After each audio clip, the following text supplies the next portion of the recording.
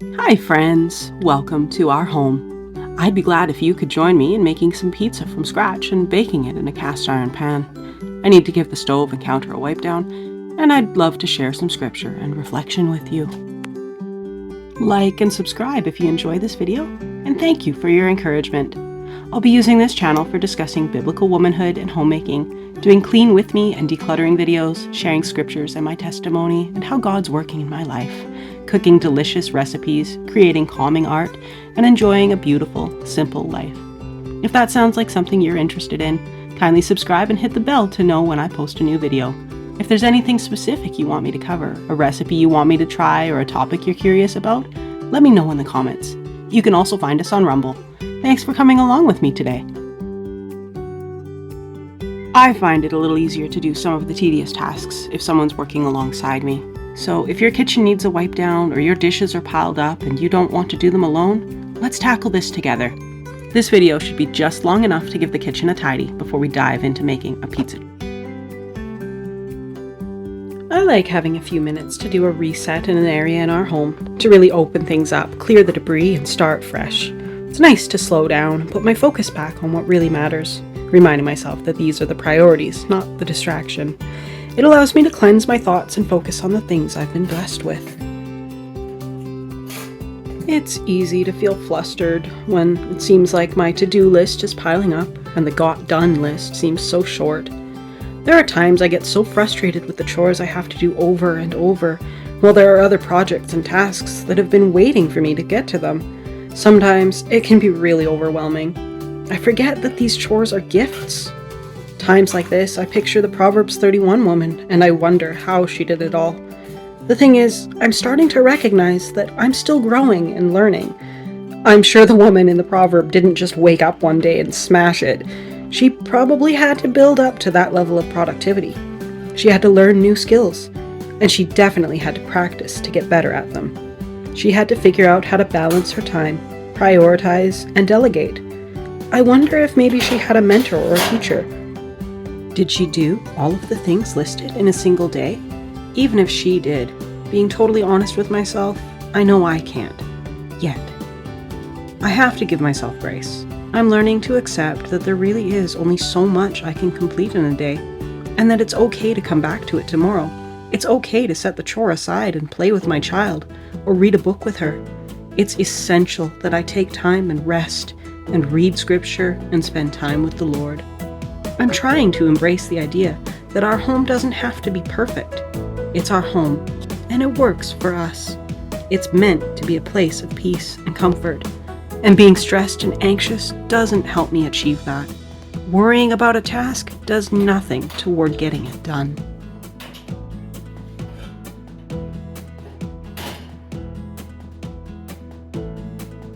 I think housekeeping in a small space can be just as, if not more, challenging than it is in a larger home.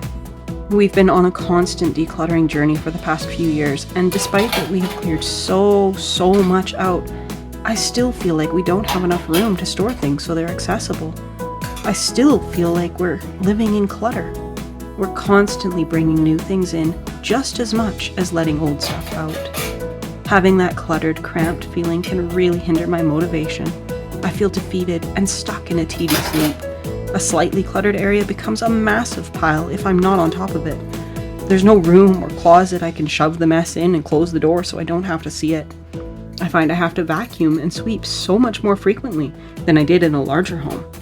And the kitchen is a disaster zone after every meal. When there isn't much counter space to begin with, everything seems that much bigger. A few dirty dishes seem to overtake the whole room. A big reason I've delayed making these videos is exactly that. We live in a small, definitely not Pinterest-worthy apartment. It's not glamorous. It's not trendy. It is a monster to keep clean. But it is our home. And I've come to the realization that there are a lot of other people living in homes similar to ours. Small, unassuming, normal. And those people still need encouragement. They still want to learn to keep the home the Lord has blessed them with and be grateful for it, just as I'm striving to be. To be honest, I have absolutely loved watching cleaning, decluttering, and cooking videos from the YouTube stars. But sometimes I also find it discouraging. They talk about these great organization tricks that would be totally awesome if I had their kitchen and a lot more organization gadgetry. I can't follow their suggestions on how to set up our laundry room for maximum efficiency because our laundry room is barely bigger than the laundry machines, and also serves as our storage room, the cat's room, and our mudroom. One small space has so many functions.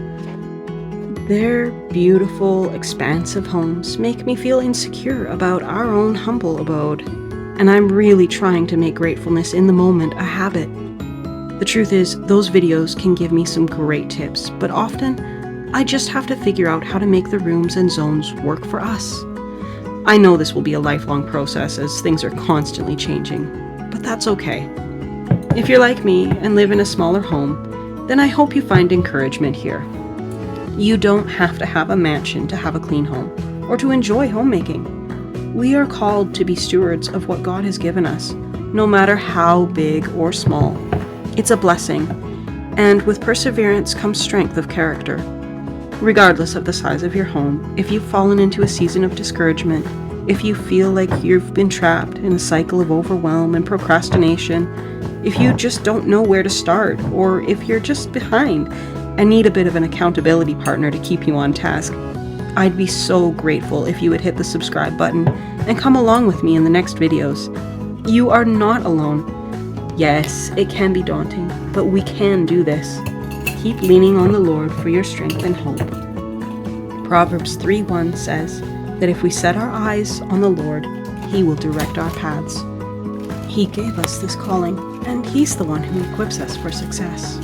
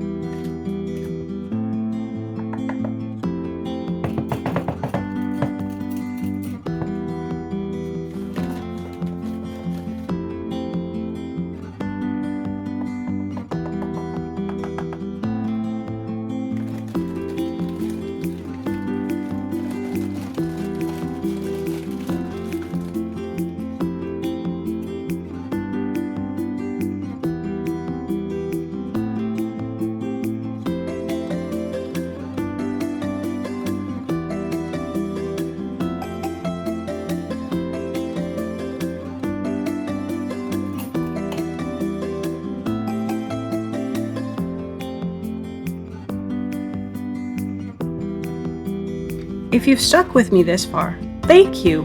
We'll jump right into making the pizza, and if you have your ingredients ready, you can bake along with me.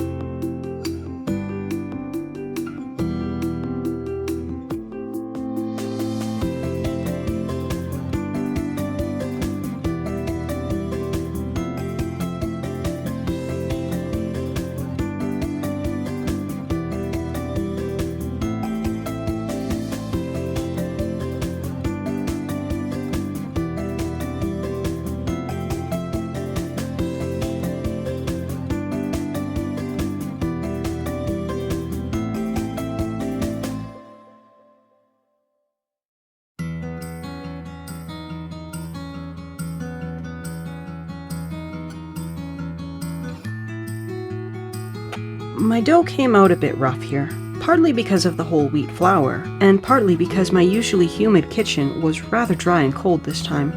My water also wasn't as warm as I would have liked. I added another sprinkle of water, but it was still a bit more raggy than I'd prefer.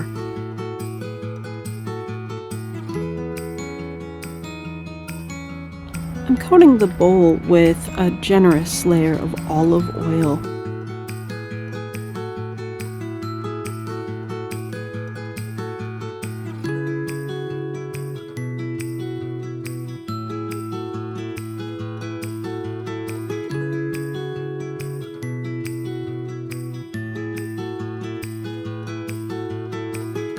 I'm rolling the dough in the oil and letting the oil coat over the outside of the dough so it doesn't dry out while it's rising, and it should give this nice smooth texture afterwards.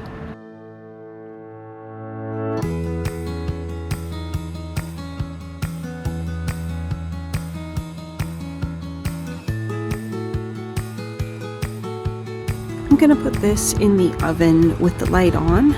There's no heat on the oven, just the light, and I'm gonna let this rise for 30 minutes. It did smooth out a bit after the rise, but it wasn't my best dough. It was still delicious.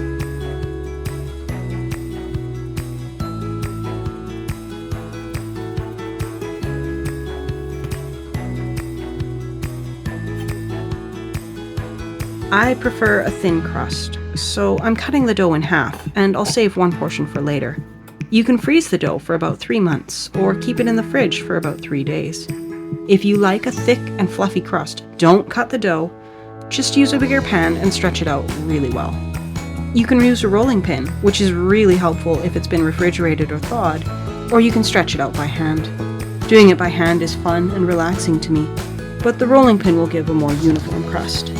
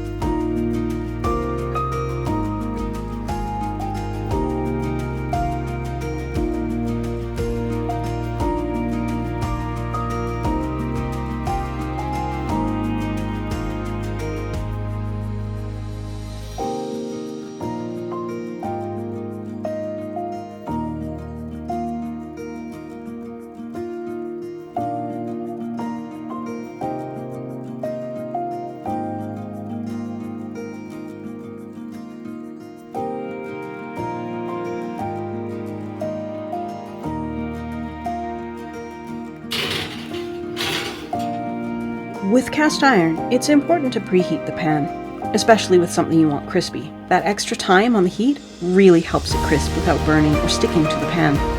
I prefer to heat it dry because it reduces the risk of accidental splatter and avoids leaving the oil in the oven where it might start smoking if I'm not watching it. Olive oil has a lower smoke point, so you really don't want to leave it on the heat too long. I preheated the pan for about 8 minutes here, but you can leave it a bit longer if you're using a bigger pan.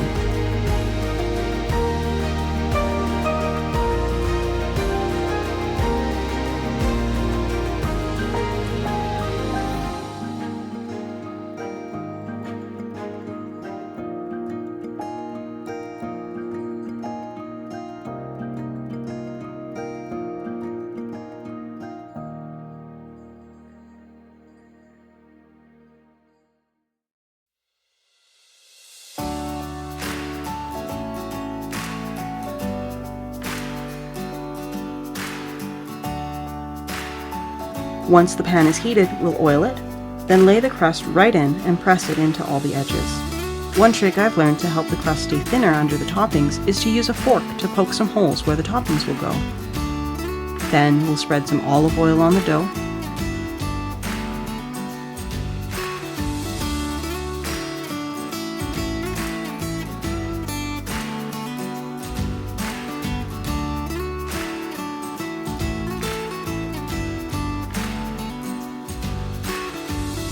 And cover it with sauce. This is some leftover spaghetti sauce mixed with tomato paste and seasoning.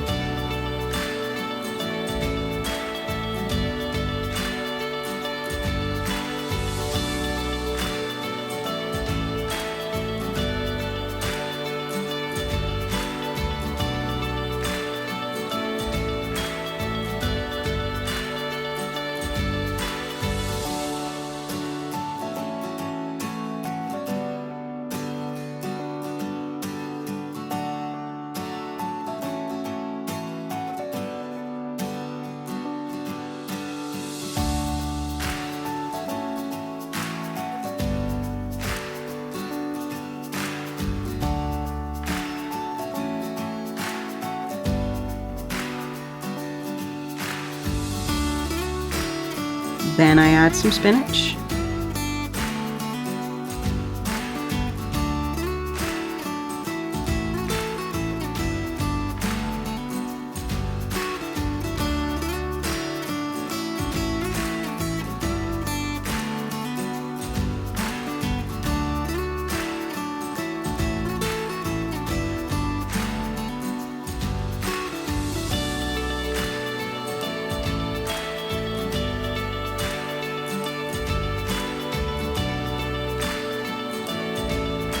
I'm using a mixture of cheddar and Havarti cheese.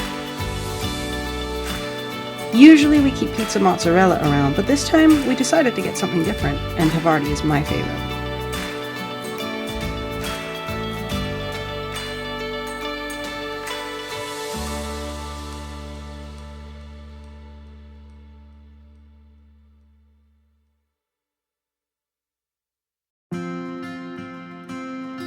I'm using some pickled jalapenos and pineapple that we canned in autumn. This is the last jar of jalapenos, so I'll be making another batch of those soon. They are so much better than store-bought. To open these jars, I'm just sliding an upside-down spoon along the groove until it fits between the groove and the lid snugly. Then I press inward and tilt the spoon up against the lid until it pops.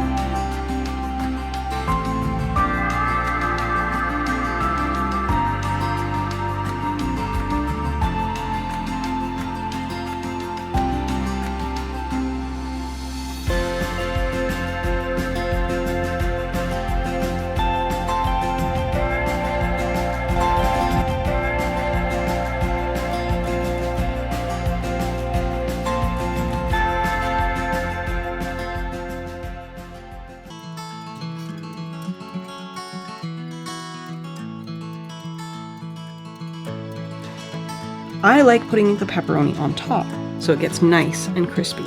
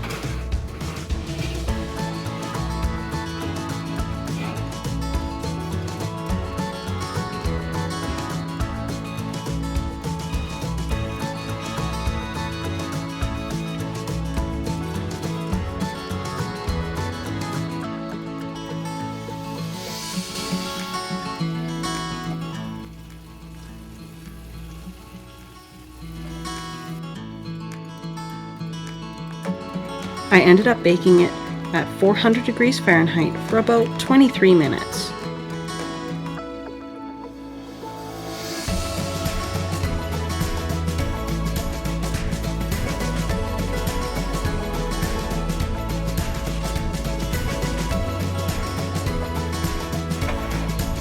I probably could have left it another minute or two and really get that cheese and crust browned, but it is cooked and it tasted lovely.